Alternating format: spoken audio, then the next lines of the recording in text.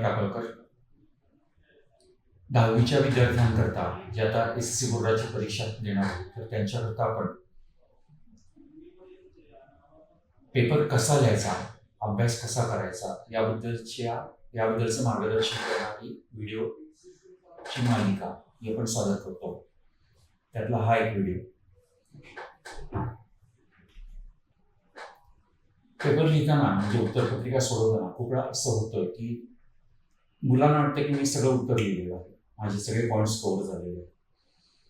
पण समजा एखाद्या प्रश्नाचं उत्तर परीक्षकाच्या अपेक्षेप्रमाणे त्याला 10 ओळीमध्ये पाहिजे असेल, 10 लाईन्समध्ये, आणि तुमच्या जर का 5 आणि 6 ओळी जर का लिहून झाल्या,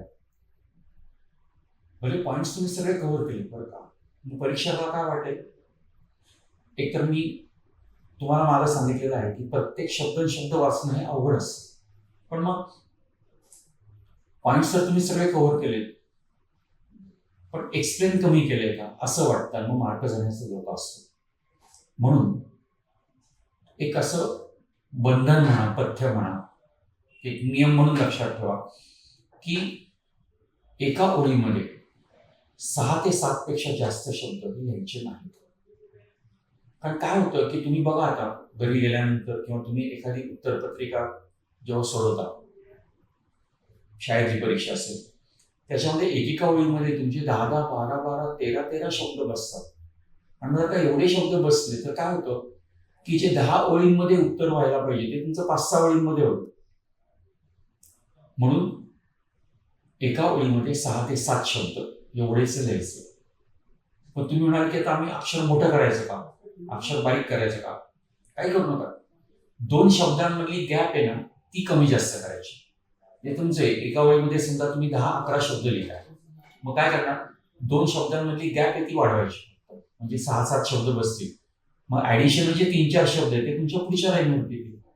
म्हणजे असं पुढच्या लाईनवरती गेल्यामुळे काय होणार आहे की नंबर ऑफ लाईन्स तुमच्या आपोआप वाढणार आहेत, आणि तेवढ्या लाईन्समध्ये उत्तर असणं ही परीक्षकाची अपेक्षा असते. म्हणून ती अपेक्षा पूर्ण करण्यासाठी 6 ते 7 शब्द एका ओळीमध्ये प्रत्येकाने लिहायचे, त्यापेक्षा जास्त लिहायचे नाही. उत्तर कसं लिहायचं? टेक्स्ट मधल्या भाषेमध्ये का, डायजेस्ट प्रमाणे का, स्वतःच्या भाषेमध्ये? खरं तर उत्तर जे ना ते पूर्णपणे स्वतःच्या भाषेमध्येच असलं पाहिजे. टेक्स्चर भाषा सगळीकडे शक्य होत नाही. आज बघा तुम्ही मराठीची उत्तर लिहिताय तर पूर्णपणे टेक्स्चर भाषा शक्य आहे का? आज साधं एक्झाम्पल की इतिहास, भूगोल किंवा सायन्स असेल तर त्याचं उत्तर पण आपण पॉइंटमध्ये लिहिताना, पुस्तकामध्ये पॅसेजमध्ये दिलेलं असेल, आपण तिथे लिहिताना पॉइंट्समध्ये लिहितो. म्हणजे काहीतरी बदल हा आपण करतोच ना. थोडक्यात पुस्तकातले सगळे महत्वाचे शब्द वापरून तुमचं उत्तर जे आहे ते उत्तर स्वतःच्या भाषेमध्ये तयार व्हायला पाहिजे आहे. गाईडमधलं रट्टा मारून उत्तर पाठ केलं आणि लिहिलं असं करायचं नाही. आणि हा नियम सगळ्या विषयांना लागू बरं का. तर ग्रॅमॅटिकल मिस्टेक्स किंवा कन्स्ट्रक्शन मिस्टेक्स, म्हणजे उदाहरण देतो की समजा हिस्ट्री, जॉग्राफी, इतिहास, भूगोल, सायन्समध्ये तुमच्या स्पेलिंग मिस्टेक्स खूप झाल्या होत असतील किंवा वाक्यरचना पण नीट नाही. काय होतं की आता ह्या विषयांमध्ये तुमचं ग्रॅमॅटिकल मिस्टेक आहे, कन्स्ट्रक्शन मिस्टेक्स आहेत म्हणून कुणी मार्क कट करत नाही. तुम्ही कोणत्याही सायन्सच्या टीचरला विचारलं का माझ्या स्पेलिंग मिस्टेक आहे म्हणून तुम्ही मार्क कापणार का, ते नाही म्हणते. परंतु होतं कसं की एखाद्या प्रश्नाचं उत्तर वाचताना त्यांना खूप त्याच्यामध्ये स्पेलिंग मिस्टेक दिसल्या, किंवा काय एक वाक्य धड लिहिता येत नाही त्या मुलाला, किती स्पेलिंग मिस्टेक करतो, असं जर निगेटिव्ह इम्प्रेशन जर आपलं त्या परीक्षकावरती पडलं ना, तर कदाचित जिथं खूप चुका झाल्या त्या प्रश्नाचं उत्तर बरोबर असल्यामुळे तिथं मार्क नाही कट करायचे. पण जिथं त्या परीक्षकाला चॉईस असेल की अरे 2 मार्क द्यायचे का 1.5 मार्क द्यायचा, अर्धा कापायचा का, तिथं ते नक्की तुमचा अर्धा मार्क कापणार का? कारण तुमचं आधीचं इम्प्रेशन त्यांच्यावरती काय पोरग आहे, धड एक वाक्य लिहिता येत नाही, हे इम्प्रेशन. म्हणून थोडक्यात विषय कोणताही जरी असला तरी त्याच्यामध्ये ग्रॅमॅटिकल, टेन्सेसच्या, काळाच्या चुका, कन्स्ट्रक्शन, वाक्यरचनेच्या चुका या होऊ द्यायच्या नाही. ऑप्शनल किंवा एक्स्ट्रा क्वेश्चन सॉल्व्ह करायचे का? मला विचारलं तर मी करतो नाही म्हणे. पण तरी सांगेन की मॅथ्स मधल्या क्वेश्चन नंबर 1 आणि 2 मध्ये एक एक क्वेश्चन 1 मध्ये नसतंच, 2 मध्ये तुम्हाला एक एक क्वेश्चन जास्त जर सॉल्व्ह करता आला तर तो करा.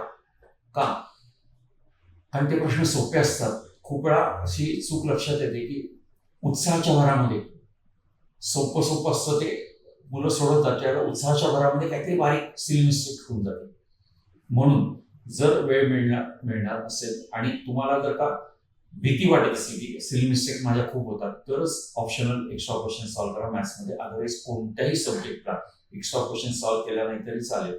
आणि असा एक्स्ट्रा क्वेश्चन सॉल्व्ह करायची जर तुम्हाला आवश्यकता वाटली तर ती नंतर जो जास्तीचा वेळ सगळा पेपर सॉल्व्ह करून झाला, अंडरलाइनिंग वगैरे छान करून झालं, चेकिंग करून झालं, आणि तरी माझ्याकडे 10-15 मिनिटं वेळ शिल्लक आहे, पण त्या केसमध्ये त्या एक्स्ट्रा वेळेमध्ये तुम्ही करा ना काय करायचं असेल ते. परंतु सुरुवातीपासून सगळं सॉल्व्ह करत बसलं असं नका करू. क्वेश्चन्स कोणत्या सिक्वेन्सनी सॉल्व्ह करायचे मी सोपं सांगेन. सगळे विषय क्वेश्चन नंबर 1, 2, 3, 4, 5, 6 असेच सॉल्व्ह करा. मुद्दामून काही वेळा काही मुलं आम्ही अशी बघतो की मॅथमॅटिक्समध्ये शेवटचा क्वेश्चन्स डिफिकल्ट असतो आणि पण मुलाचं मॅथ्स चांगलं असतं. तो म्हणतो परीक्षकावर इम्प्रेशन मारण्यासाठी म्हणून मी आधी क्वेश्चन नंबर लास्ट जो काही 5th 6th असेल तो आधी घेतो आणि मग उलट येतो 6, 5, 4, 3, 2, 1 असं मी सॉल्व्ह करतो. असं काही गरज नाही. सगळ्या विषयांच्या प्रश्नपत्रिका ह्या तुम्ही सिरियली सॉल्व्ह करा. त्याच्यामध्ये क्रम बदलायची गरज नाही, रॅदर बदलू नकाच तुम्ही. आता मी थोडं पेपर लिहिण्याबद्दल बोललो, पण आता मला तुम्हाला काही महत्वाच्या गोष्टी सांगायच्या आहेत की शेवटच्या ह्या 1-2 महिन्यामध्ये अभ्यास करताना मुलं अभ्यास खूप करतात. म्हणजे तुम्ही खूप वेळ अभ्यास करत असाल, तुम्ही कमी अभ्यास करता अशी कदाचित माझी कंप्लेंट नसणार आहे.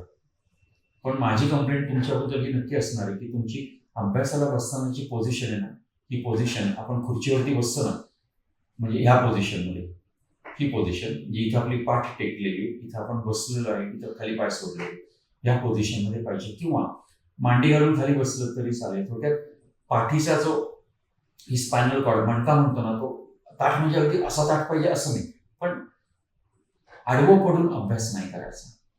त्याच्यामागे सायन्स आहे. एवढं सायन्स सगळं सांगायला वेळ नाही, परंतु हा लक्षात ठेवा, विश्वास ठेवा की आडवं पडून अभ्यास करायचा नाही. कारण ह्या पोझिशनला बसून अभ्यास केल्यानंतर होणारं ब्लड सर्क्युलेशन, आडवं पडल्यानंतर होणारं ब्लड सर्क्युलेशन आणि ब्लड सर्क्युलेशनचा आपल्या मेमरीशी, आपल्या बुद्धीशी असलेला संबंध, हे सगळं सायन्स मला माहिती आहे. तर त्याचा विचार करून मी तुम्हाला सोपं फक्त कन्क्ल्युजन सांगतोय की अभ्यास करताना कमी वेळामध्ये चांगला अभ्यास व्हावा असं वाटत असेल ना, तर तुम्ही तुमची अभ्यासाची पोझिशन ही आता मी म्हणलं तसं खुर्चीवर बसणारी असावी. आडवं पडून मस्त सोफ्यावरती लोळत पडलेला आहे, बेडवरती लोळत पडलेला आहे, पालथा पडलेला आहे आणि मग अभ्यास करतोय, असा अभ्यास नाही करायचा. झोप शेवटच्या 2 महिन्यांमध्ये परीक्षेला थोडे दिवस राहिलेले असतात, झोप ही फार महत्वाची. आणि मी म्हणतो भरपूर झोपा, पण भरपूर म्हणजे किती, तर साधारणतः सांगतो की परीक्षेचे दिवस सोडत आपण त्याच्या आधीचे जे काही एखादा दुसरा महिना असेल तर त्या ह्याच्यामध्ये मिनिमम 6 to 7 hours 6 ते 7 तास झोप ही तुमची व्हायला पाहिजे.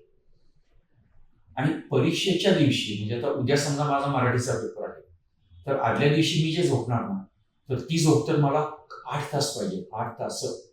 आपण नेमकी चूक काय करतो, परीक्षेचा हा जो शेवटचा पिरियड आहे याच्यामध्ये झोप कमी घेतो. म्हणजे कमी झोप घेतली, खूप रात्रभर जागरण केलं तर आपल्याला वाटतं वा वा माझा मस्त खूप अभ्यास झाला. तुम्ही किती तुमच्या डोक्यामध्ये, ब्रेनमध्ये किती कोंबलं तर ते किती घ्यायचं तो ब्रेन ठरवणार ना. आणि तो ब्रेन जर फ्रेश असेल तर तो घेणार. आणि त्यामुळं ब्रेननी फ्रेश राहण्यासाठी त्याला एकच मार्ग आहे, तो म्हणजे झोप पुरेशी देणं. त्यामुळं नॉर्मल कोर्समध्ये 6 ते 7 तास झोप रात्रीची आणि कंटिन्युअस स्लीप पाहिजे. म्हणजे समजा एक्झाम्पल देतो की एखादा मुलगा म्हणतो की घरी टीव्ही वगैरे चालू असतो, मी रात्री 9 ते 12 झोपतो, 12 वाजता उठतो, आईला सांगतो मला गजर लावून 12 वाजता उठव, मग मी 12 ते 3 अभ्यास करणार, मग 3ला परत झोपणार, मग 3 ते 5 झोपणार, असं काहीतरी अशी झोप म्हणू नका. तुम्ही 11ला झोपा, मग 5ला उठा, 6ला उठा, मला सांगणार. 12ला झोपा, 6ला 7ला उठा मला सांगा, पण अशी कंटिन्युअसली ती प्रत्येकाने घ्यायची आहे. तुकड्या तुकड्या तुकड्याने मला झोप नको आहे. आणि अभ्यास करताना रेडिओ, टीव्ही, कॉम्प्युटर हे समोर ठेवून, म्हणजे हे ऑन असताना अभ्यास करायचा नाही.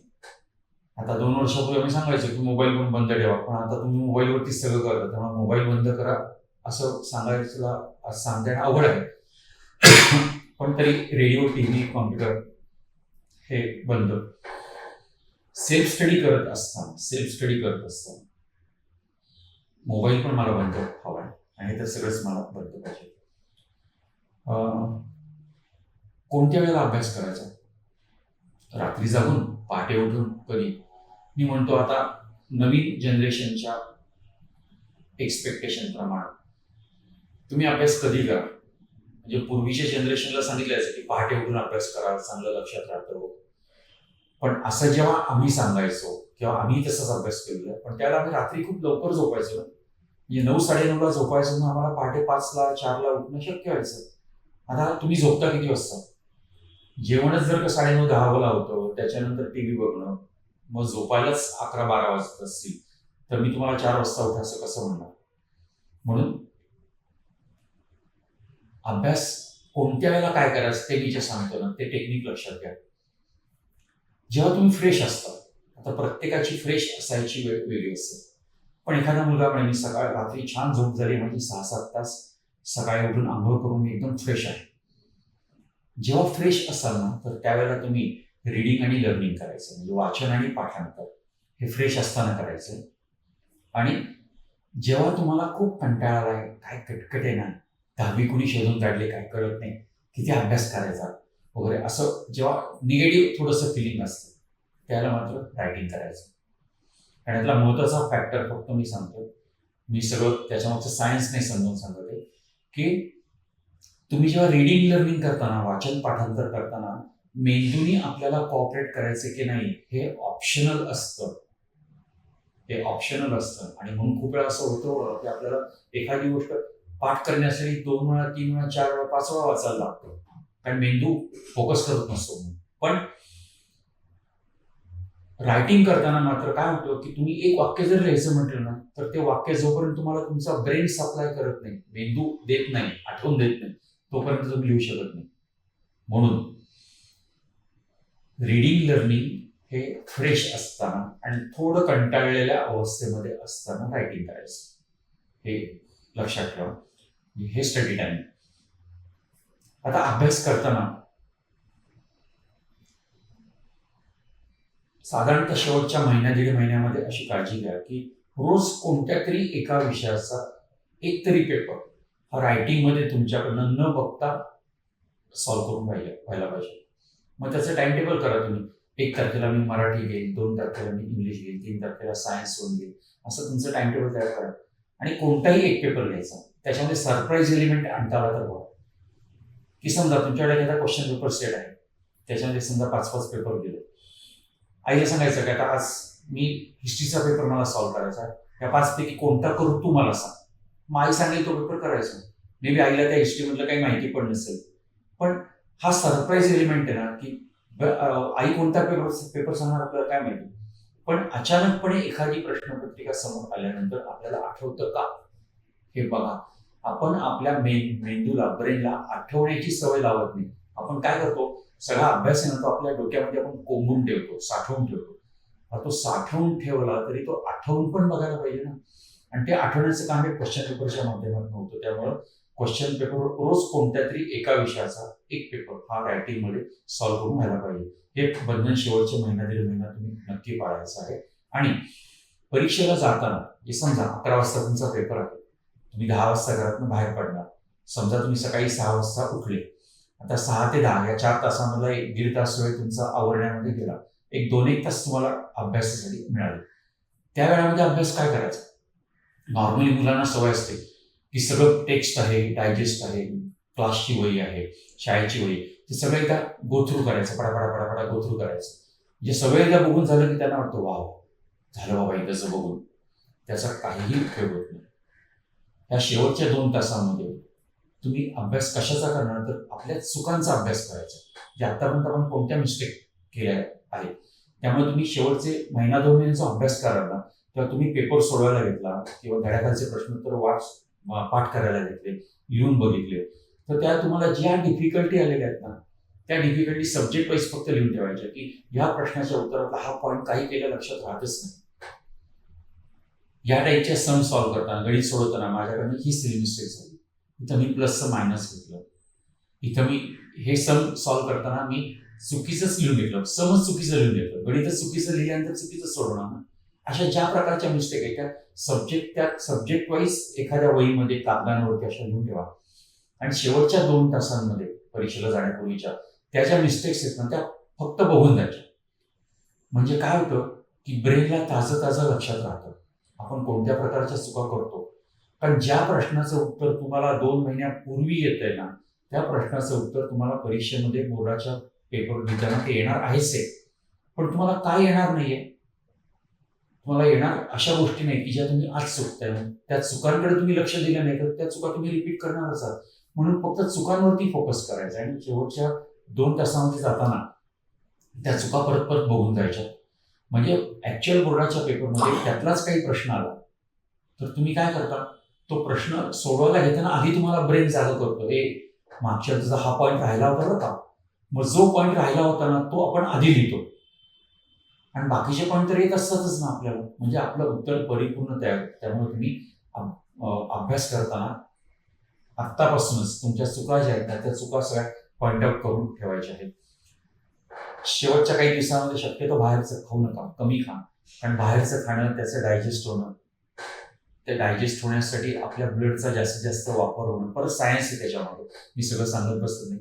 पाणी भरपूर प्या. म्हणजे मी नेहमी सांगतो की तुम्ही अभ्यासाला बसताना पण एक वॉटर बॉटल बरोबर घेऊन बसा आणि माझा एक क्वेश्चन सॉल्व्ह करून झाला किंवा माझं दर 10 मिनिटांनी मी एक घोट पाणी पिणार. ही परीक्षेमध्ये पण ही सवय लावून ठेवा तुम्ही, की काय होतं की पाण्यामधनं जो ऑक्सिजन आपल्याला मिळतो ना, ब्रेन हा पूर्णपणे म्हणजे आपल्या शरीरामध्ये जेवढा ऑक्सिजन आपण घेतो त्यातला मोर दॅन 80% ऑक्सिजन हा फक्त ब्रेन कन्झ्युम करतो. मग ब्रेनला जेवढा ऑक्सिजन मिळेल तेवढं जास्त चांगलं ना. म्हणून पाणी जे आहे पाणी भरपूर प्यायचं, सारखं पाणी प्या. व्यायाम वेगळा काही करायची गरज नाही, पण खूप कंटाळा आला तर फक्त एक 2-4 सूर्यनमस्कार घातले तरी परिपूर्ण व्यायाम हा होऊ शकेल. आणि घरातलं वातावरण शांत चांगलं राहील यासाठी प्रयत्न करा. कारण तुम्ही कमी अभ्यास केला तर घरचे कटकट करणार, आईसारखी बोलणार आहे, मग आईसारखी बोलते त्यामुळे अभ्यासात लक्ष नाही, मग अभ्यासात कॉन्सन्ट्रेशन झालं नाही, त्यामुळे खूप वेळ अभ्यास करून पण मार्क मिळाले नाही, असं काही हे गोष्टी होणार आहेत. म्हणून तुम्हाला सांगतो की तुम्ही घरातलं वातावरण हे तुमच्या अभ्यासामुळे बिघडेल, म्हणजे अभ्यास न केल्यामुळे बिघडेल असं तुम्ही काही करायचं नाही. तर ह्या ज्या सगळ्या सूचना मी केलेल्या आहेत. हा आणखी महत्वाचं की 11वीला कोणत्या कॉलेजला ऍडमिशन घेणार, 11वीला करिअर ऑप्शन कोणते आहेत, मग मी सायन्सला जाणार, मग मी इंजिनिअरिंग करणार, मी अमुक करणार. आत्ता डोक्यामध्ये विचार काय म्हणतात, आधी 10वीची परीक्षा होते, चांगले मार्क मिळू देत, मग मार्कांवरूनच तुम्हाला कॉलेज कोणतं मिळणार हे ठरणार आहे. त्यामुळे फारसे विचार आता पुढचे करिअरचे मनामध्ये आणू नका, त्या विचारांची घाई करायचं कारण नाही. सो येस, आणखी काही महत्वाच्या गोष्टी मी सांगितल्या, मला खात्री आहे की तुम्हाला त्या कळल्या असतील, पटल्या असतील, आवडल्या पण असतील. सो परत एकदा थँक्यू, धन्यवाद.